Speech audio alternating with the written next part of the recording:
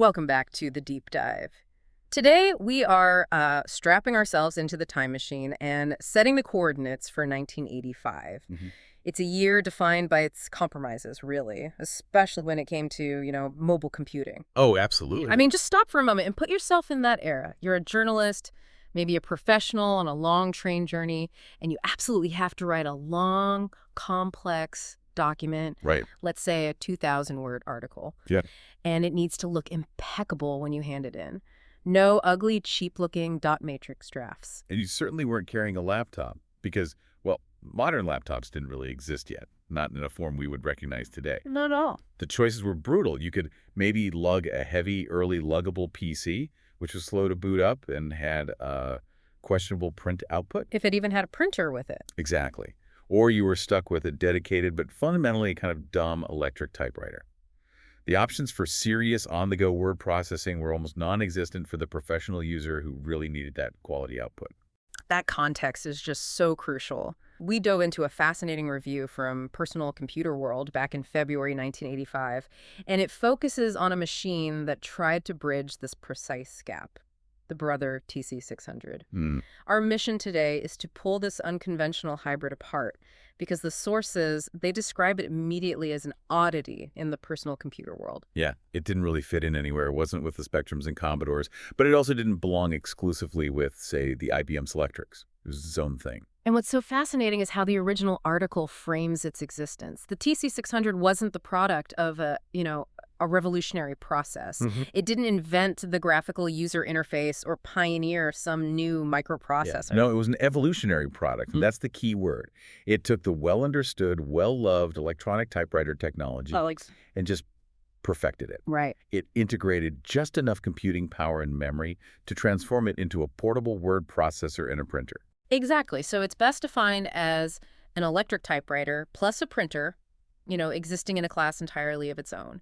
It was a machine built for immense versatility, boasting what we can really break down into 4 distinct personalities, depending on the mode you selected. It was trying to be everything to everyone who traveled and wrote. It really was. But that versatility, it came at a necessary and a very clear cost: performance. Mm-hmm. The source material highlights this compromise immediately. It notes its slow speed and its noisy operation, which stood in stark contrast to the exceptional quality of its dot matrix typeface. And that's the tension, right? That's the tension. A desire for professionalism conflicting directly with the limitations of portable 1985 electronics. So we're really looking at a technological bridge. We need to understand the surprising level of quality they achieved, the sheer functionality packed into this transitional device, and ultimately whether the trade-off, the 15-minute wait, the manual paper feeding, and the inescapable noise was actually worth the investment in 1985 for genuinely professional results. To truly get a handle on what the TC600 accomplished, we have to track its family tree. This didn't just appear out of nowhere. No, not at all. Brother didn't stumble onto this design by accident. They learned some pretty harsh lessons along the way. And those lessons were centered on what exactly? Primarily, what professional typists absolutely demand from their tools: a good keyboard and clean output. The 2 fundamentals. That's the baseline. So the TC600 didn't appear in a vacuum. If we look at its ancestry, we start with a very early example, the Brother EP22. Okay. And this machine was pretty typical of the low-end portable printers of the day. And what defined low-end, it suffered from 2 major flaws that just killed its utility for anyone needing serious output: Which were? a terrible keyboard and a really crude typeface. What made the keyboard so bad? Well, the EP22 used what was essentially a calculator-style button matrix. Oh, like those old chiclet keyboards. Exactly. A membrane or chiclet-style keyboard that just lacked the necessary tactile feedback, the travel depth that a professional typist relied on. I mean, imagine trying to achieve 80 or 90 words per minute on a flat, mushy surface. Yeah, that sounds awful. The resulting typing experience was slow, it was error-prone, and just frustrating. And the output quality was equally disappointing. Just crude, coarse dot matrix that screamed, "This is a draft, not a final document."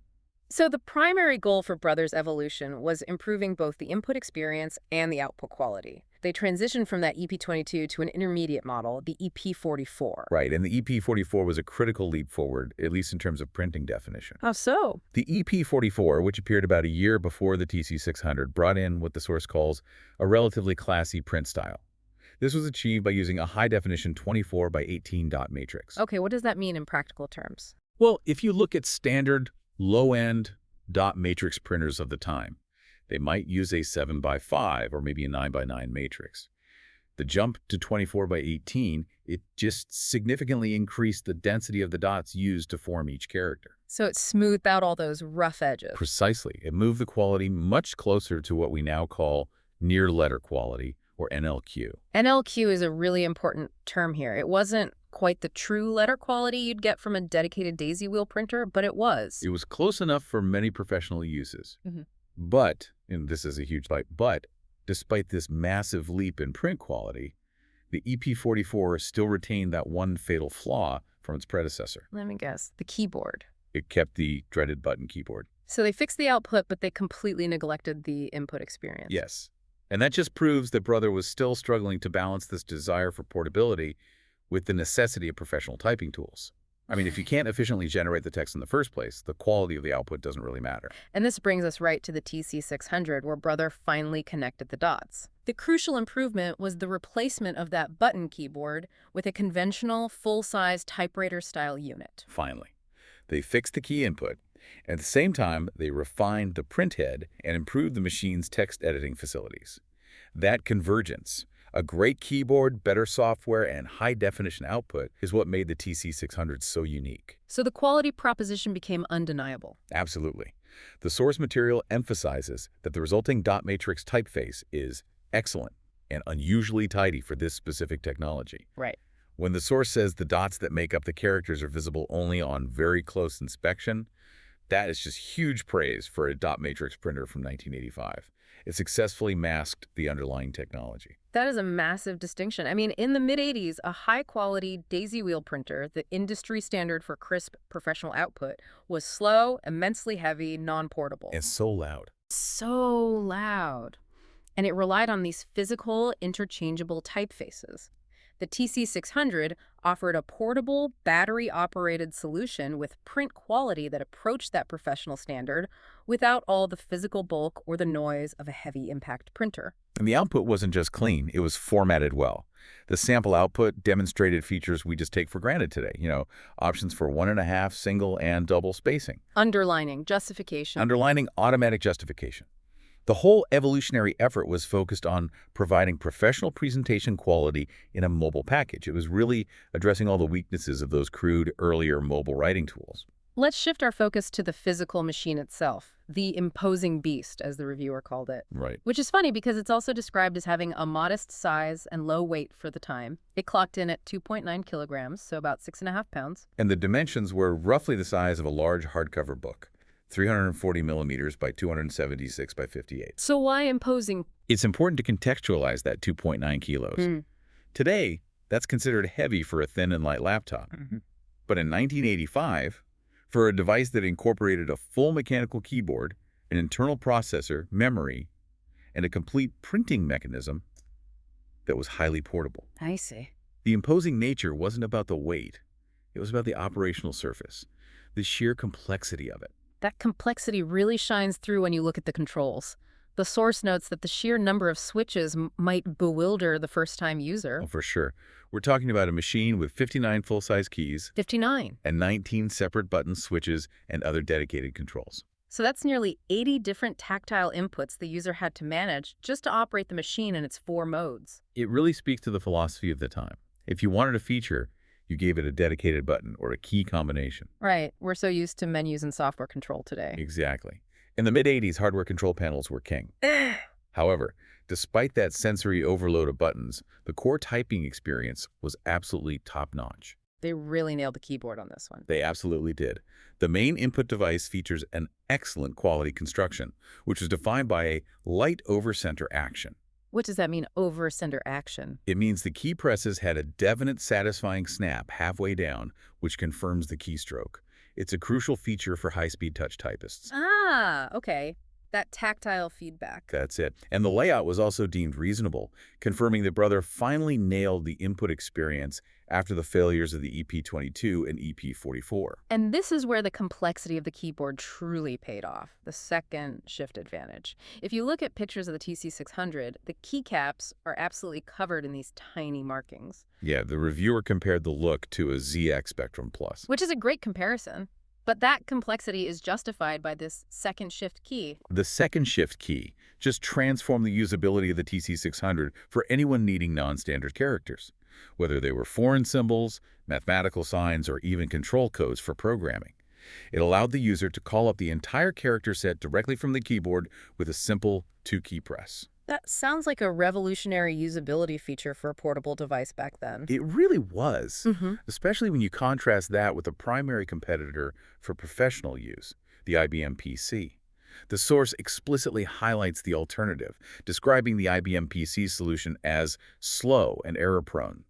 How did that work on the PC? To access characters not on the main keyboard layout on an IBM PC, you often had to use the ALT key combined with a 3-digit numeric code. Mm-hmm. So, for example, ALT245 might give you the omega symbol. You had to memorize all those codes. You did. The user had to laboriously key in these 3-digit codes while keeping the ALT key depressed. That interrupts your flow, it requires memory, and it's super error-prone, especially if you lifted the ALT key too soon. Whereas the TC600 approach second shift plus a key was instant. Instant, visual, and infinitely faster. It was a major usability win designed to save the professional typist time and frustration. And the remaining complexity on the key tops related to the code key, which, as the source points out, acted as the control key equivalent on a personal computer. Right, for accessing system functions. The code key and the second shift key together, they tell you that Brother was engineering this device for sophisticated users. People who needed speed and access to the full ASCII character range for programming or complex technical writing.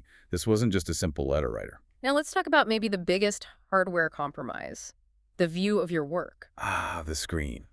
Or lack thereof. Right. The TC600 features a simple 24-character LCD screen of one line, using a small 7x5 dot matrix display. By any modern measure, or even by the standards of desktop computing in 1985, that is tiny. It is objectively constrained. I mean, the reviewer rightly acknowledges that this single line is rather too small for the kind of self-indulgent editing processes most regular word processing users require. Yeah, if you were used to a large, dedicated screen, a VDU, a visual display unit, where you could see a full page or at least half a page of text, working in a 24-character window would feel incredibly restrictive. It's like editing a novel through a keyhole. Exactly. But the tiny display, it wasn't useless. It had a very strategic purpose. Precisely. The defense of the display is that it sits just above the top row of keys and acts as an excellent means of catching spelling errors before they are committed to paper. So it's a pre-flight check. It's a pre-flight check. You could type a word, glance up, see the word displayed clearly in that LCD line buffer, and correct it immediately before the printer had even moved. And this functionality, the source notes, caters equally well for experts and fumblers alike. And that's a great way to put it. For the expert typist who doesn't look at the keys, the display provides instant feedback on the characters being generated without needing to look down at the paper. And for the novice or just the professional who is paranoid about typos, it offers a quick, visible confirmation screen. It's a really pragmatic piece of design. If you are constrained by cost and battery life to include only one tiny LCD line, you use it strategically for preprint error correction. That efficiency was critical, especially when, as we'll discuss later, printing took nearly 15 minutes. You absolutely did not want to waste time printing a page with a simple typo. No way. Moving from input to storage, we encountered the central reality of portable computing in the mid-'80s. Memory was scarce and it was volatile. So what was the total internal storage capacity of the TC600? It was 14,300 characters. Okay, that number sounds technical, but what does it mean in terms of, actual productivity? Well, the source material provides a useful benchmark. That capacity is sufficient for text, not much longer than this checkout review article itself. And that article was about 2,000 words. So we're talking about storing one moderately long article or maybe 3 or 4 long business letters. Exactly. It's not a filing cabinet. It's more like a notepad. And furthermore, that 14,300 character capacity was not a continuous pool of memory. It was explicitly split across 9 separate files. Oh, that's interesting. So Faust is a very structured approach to writing. A highly structured, almost rigid approach. You couldn't just keep adding to a single massive document. You were required to divide your project logically across those 9 available slots. Which confirms the expected use case. Discrete, professional documents, essays, reports. Not long-form book drafting, no. And keeping that data safe was obviously paramount. I mean, data integrity for portable devices in 1985 was a real fear for users. A huge fear. And this is where the underlying architecture, the use of CMOS chips, became the memory lifeline. Okay, explain CMOS. CMOS stands for complementary metal oxide semiconductor. Crucially, these chips require vastly less power than the older power-hungry dynamic RAM or DRAM of the day. So that choice was all about power consumption. It was. This fundamental choice allowed for low power consumption, which in turn made battery backup for the memory contents a practical proposition. Mm. Without CMOS, storing even 14K of text would have just drained any portable power source instantly. So the CMOS chips meant that as long as the power sources, either the hefty D cells or the AC adapter, were connected, the machine wouldn't forget anything. Right. But what happens when you need to change those batteries? That must have been a terrifying moment for any user back then. Oh, it was high anxiety, right? The machine requires 4 hefty-sized D-dry cells or an AC adapter for primary power. If you needed to change those batteries on the go, you didn't have unlimited time. And this leads us to the critical procedural detail, the 25-minute rule. Talk us through the 25-minute window. The engineers built in a buffer. The deterioration of the stored memory contents, the loss of those 9 precious documents, only starts about 25 minutes after the batteries are completely removed or the AC power supply is unplugged. So battery changes, while needing to be quick, weren't an instant data disaster. Exactly. You had a reasonable window to find new D cells, unclip the old ones, and securely slot the new ones in. That 25-minute grace period is such a great indicator of the manufacturer respecting the real-world use case of a traveling professional. For sure. You might be on a noisy, moving train, struggling to change the batteries without dropping the machine. That buffer was your safety net against losing an entire article. It's a powerful reminder that reliability in the 1980s often meant designing in these specific, time-bound physical procedures for the user to follow. Now we get to the core of the TC600's appeal, its versatility, which we've broken down into 4 distinct personalities. The machine had 3 major user-selectable modes: normal, word processor, and terminal. But the way it could be repurposed in the real world gave it a kind of 4-way identity crisis in the best possible way. And personality 1 is the most direct descendant of its ancestry, the sophisticated typewriter. This was achieved by operating in normal mode. So in this mode, the text was printed out immediately as it was typed. Right. It felt familiar, but it was far, far more intelligent than any standard electric typewriter on the market. What made it so much smarter? I mean, electric typewriters are notoriously rigid. Well, the TC600 gave the user a really high level of control over the page layout. It allowed the setting of precise left and right margins, provided the typing width was over 25 characters. It also included automatic one-key operations for centering titles and underlining text. Those features alone would save a ton of time over traditional manual alignment. A huge amount of time. But the formatting sophistication is what's truly impressive. It allowed users to choose between standard ragged right margins or to produce fully justified text. That clean, professional look where both margins are perfectly straight? Yep. Or even right flush with a ragged left margin, which is less common but useful for certain layouts.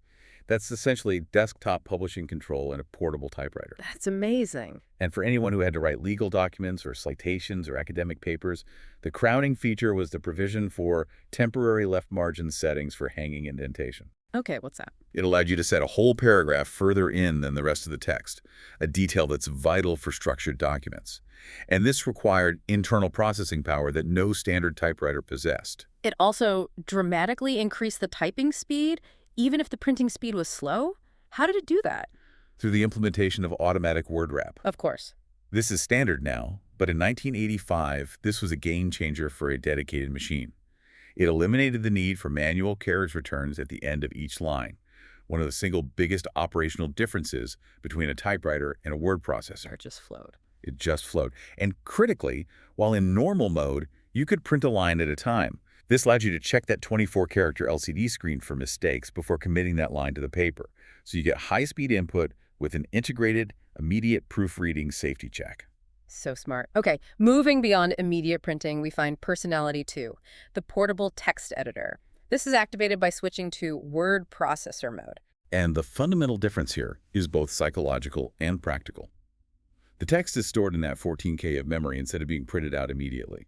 So this was the mode for silent, efficient composition. Yes, especially useful in public spaces. Oh, The user could work without the twin distractions of the printer noise and its insatiable appetite for paper. right. And by storing the text internally, the user gained the freedom to edit any part of the document at any time, unlike normal mode, which restricted editing capabilities only to the line currently being typed. And the editing facilities themselves, they were a massive evolution over the earlier EP44.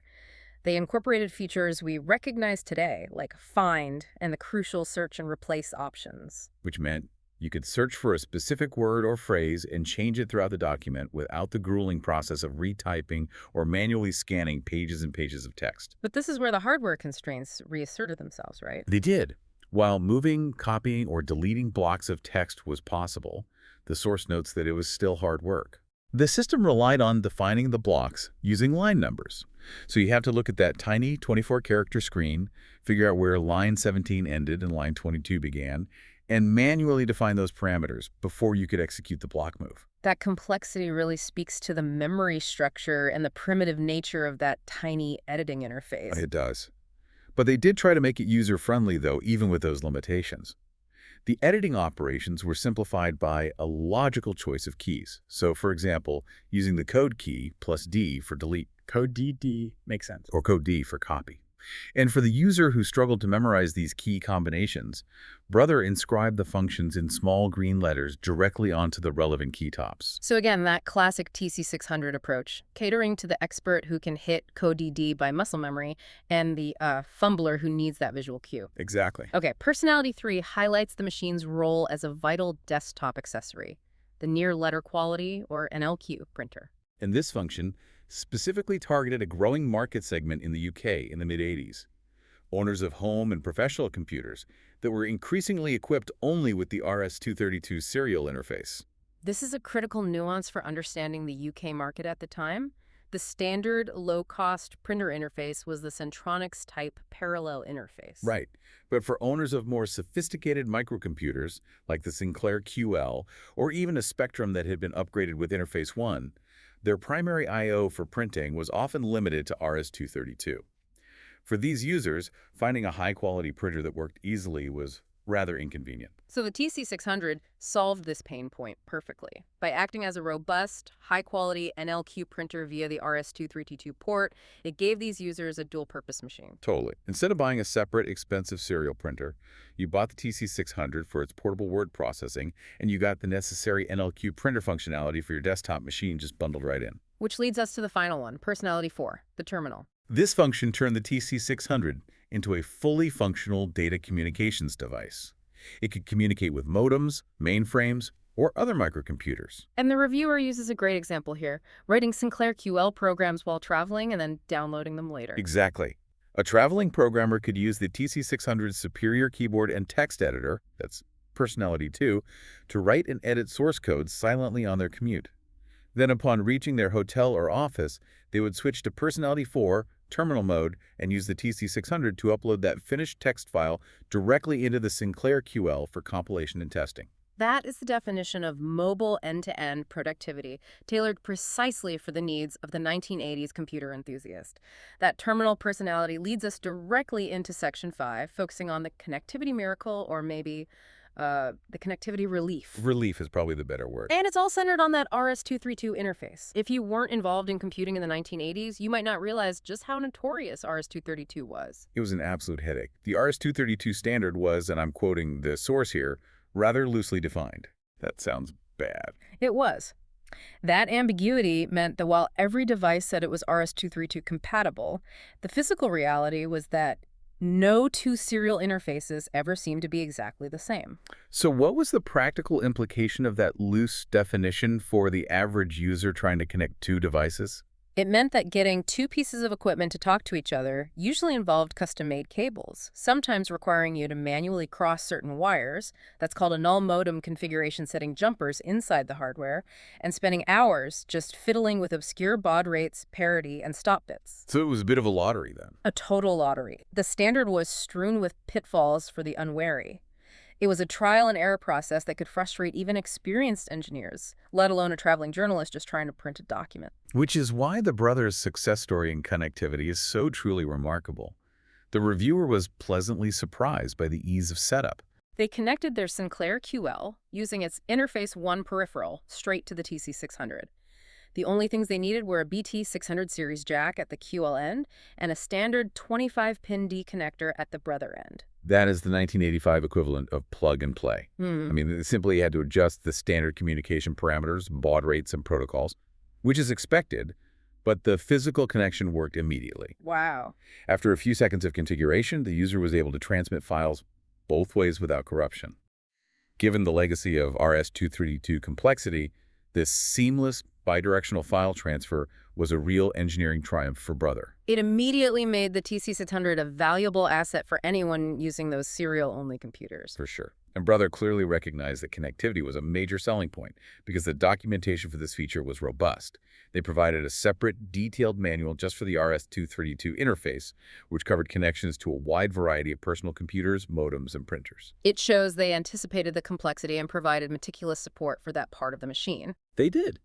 They wanted to ensure that when you bought the TC600 to solve your serial printing problem, you had the specific instructions you needed. However, while the RS-232 manual was detailed, the general documentation for the TC600 itself was not so good. Yeah, it was found to be not wonderful and required a little creative interpretation from the user. That contrast is common when you're dealing with technology that's bridging two fields. The engineers nail the technical interface to other machines, but the consumer-facing user manual sometimes suffers. And this brings us to the most amusing anecdote from the source material, which really illustrates the linguistic challenges of international technical writing. Yes, the piquant outbursts of Japanese English that add interest and amusement. The source mentions simple things like the word forward heading the forward section. All right. But the real classic quote is priceless. This one is my favorite. In this guidebook, it is described, as a rule, under the status that TC600 is in memory full. So what are we even supposed to make of that? Are we only allowed to read that chapter when our 14K memory is completely exhausted? Or is the writer telling us that the operational instructions they're describing presuppose a state where all 9 files are full?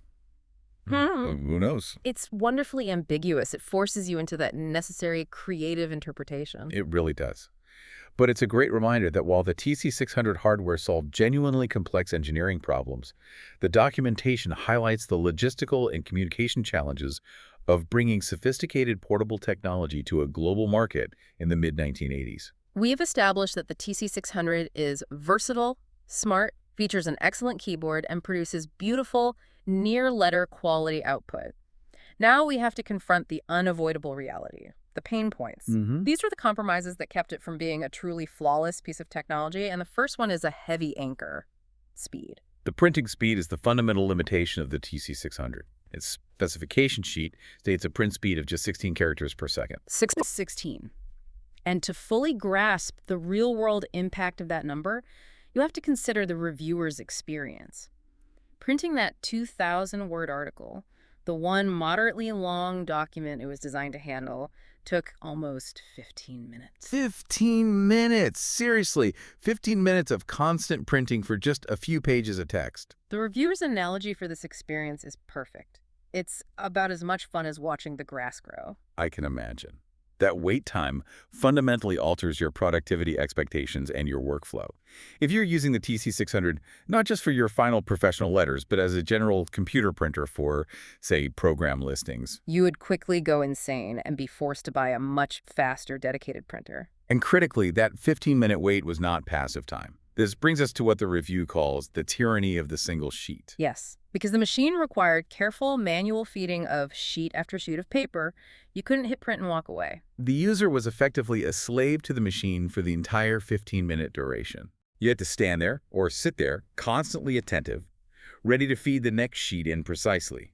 That mandatory physical attention required for high-quality output is a huge transactional cost of time and attention that we simply don't have to pay today. And while you were standing there, you were subjected to the second pain point, the noise factor. This is an interesting paradox because the TC600 uses thermal printing technology. Which should be quiet, right? It should. Thermal printing is inherently non-impact. There's no physical pin or hammer hitting the paper, so theoretically it shouldn't make much noise. Yet, the source notes that the TC600 is disappointingly noisy. So why was this non-impact printer so loud? The sound didn't come from the thermal element making the mark. It came from the mechanics of the print head and the carriage. To achieve that high definition, the printhead had to move and maneuver with great precision and aggression. The mechanism designed to move the head back and forth is described as causing the printer to clatter and bang around to quite a degree. It was the carriage mechanism compensating for the slow print speed and high density that created all the racket. Which created the social embarrassment factor. The reviewer explicitly notes the potential awkwardness of printing a document on board a train. Oh yeah. Imagine trying to work in a quiet carriage, only to subject your fellow passengers to 15 minutes of constant mechanical clatter and bang. It was loud enough to be noticed and probably resented in any quiet public space. So the noise and the slowness combine to impose this significant psychological burden on the user. It required immense patience and a high tolerance for mechanical noise. For sure. And the final major pain point is the expense of operation, the consumables. Right. You had two primary options for getting text onto paper: using dedicated, sensitive thermal paper or using plain paper in conjunction with a specialized thermal ribbon. And neither was cheap. No. Both pathways led to high running costs. If you chose the thermal ribbon route, the ribbons were one-pass units and don't last long, meaning frequent replacement was necessary, driving up the running costs significantly with every document you printed. And if you chose to avoid the ribbon cost and just use thermal paper directly, the thermal paper itself cost an uncomfortable amount of money. The source notes that high street retailers weren't the best place to find value, suggesting that maintaining a supply of affordable consumables required dedicated effort and maybe even bulk ordering. So the TC600 was not a budget drafting tool. Not at all. It was a professional utility with a high operational expenditure just built into its workflow. You paid for the quality output, not just up front, but every single time you used it. But despite that litany of drawbacks we just discussed, the slowness, the noise, the manual feeding, and the expense, the reviewer's final verdict is perhaps the most powerful endorsement of the TC600. It is. They concluded that it is undeniably pleasant to use. Which sounds like a complete contradiction until you realize the implication. Right. The TC600 was rare among pieces of equipment received for review because it was actually used for tasks outside of the necessary test purposes. The reviewer genuinely incorporated it into their daily workflow. And that just speaks volumes about the quality of the keyboard and the usefulness of its integrated features. It really does. It provided a genuinely necessary, high-value service that few other devices could match in 1985. Portable, sophisticated word processing with near-letter quality print output and robust connectivity to specialized serial-only machines like the Sinclair QL. So the reviewer's final advice was a cautious recommendation. Look carefully into the running costs before buying, but be sure to examine this unconventional machine.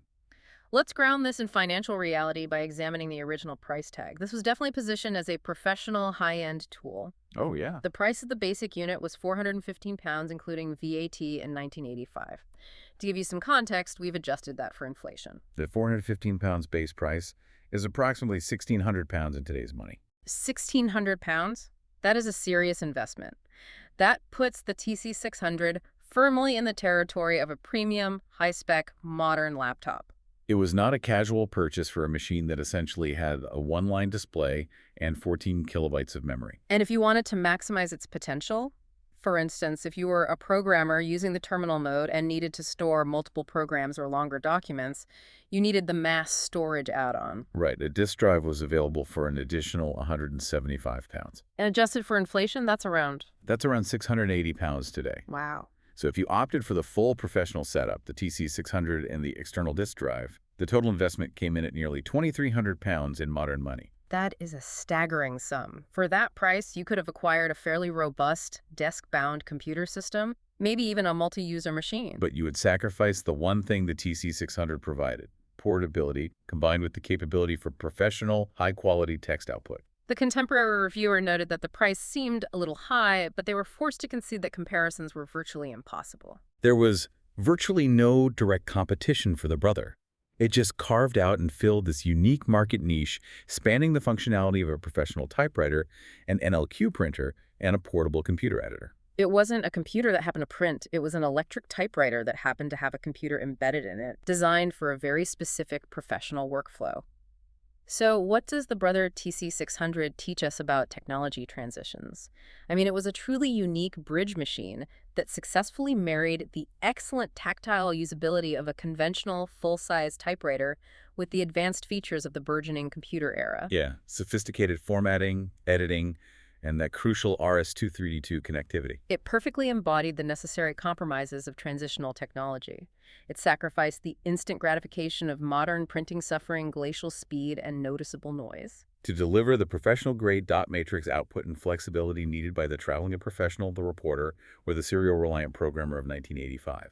It taught its users that mobility and quality required patience and a tolerance for mechanical limitations. It provided the ability to produce serious, professionally formatted work away from the office desk, provided you were willing to dedicate nearly 20 minutes to the final printing process. It was a trade-off of time and noise for quality and mobility. And that mandatory engagement with the machine is what leads us to our final provocative thought for you to mull over. The TC600 demanded the user's continuous physical attention for those 15 minutes while printing. Because of the slow speed and the mandatory manual sheet feeding, you were forced to be present. Does that mandatory physical interaction with the machine, that inability to wander off and check email or the news, paradoxically, lead to a more focused, high-quality final output than today's instantaneous but often distracted digital workflow? Did being a slave to the machine force a higher level of care and attention onto the user? Something to consider the next time you hit print on your silent, lightning-fast laser printer and immediately switch tasks without giving your document a second thought. We'll catch you on the next deep dive.